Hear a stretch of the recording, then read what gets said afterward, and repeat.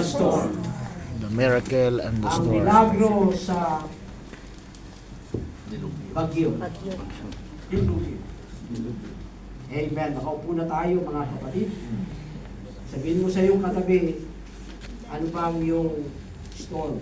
Ano ba ang iyong storm? Ano ba ang iyong storm?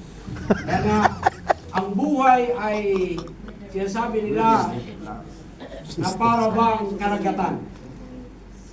At yung mga seaman, alam nila yan, di ba? Na pag sinabing karagatan, meron niyang kapatiran na ayaw niya nang sasakay ng barko. Gusto niya sumakay na lang ng eroplano. Hindi live yan, nakikinig.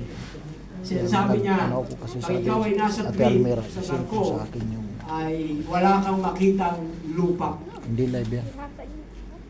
At ganyan din sa buhay natin mga kapatid. Kagaya ng karagatan, amen? Si Sister Ocean narito. Bodies of water. At yun po ay madalang pong maging kalmado ang karagatan mga kapatid.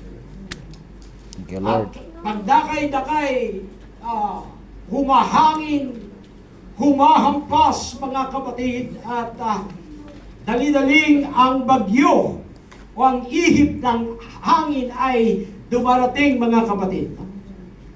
Kaya ganyan din po sa ating paglilingkod sa Diyos.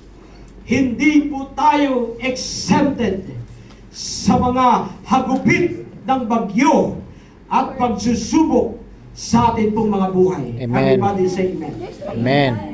Kaya ang bagyo mga kapatid o storm, amen, hallelujah, o hangin na malakas mga kapatid, ay kung saan ang mga disipulo ay tila baga tatalunin mga kapatid ng ganoong sitwasyon.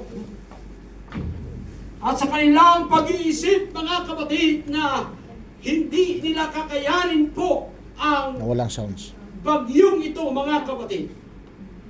Ngunit doon po ay tinulungan sila ng ating Walang Diyos sounds mga kay kapatid. Pastor.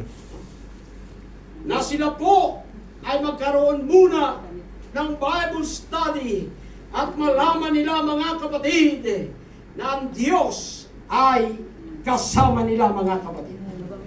At kung saan sa kalagitnaan ng bagyo ay kanila pong naunawaan na mismo ang Panginoon ay meron pong magagawa. May milagro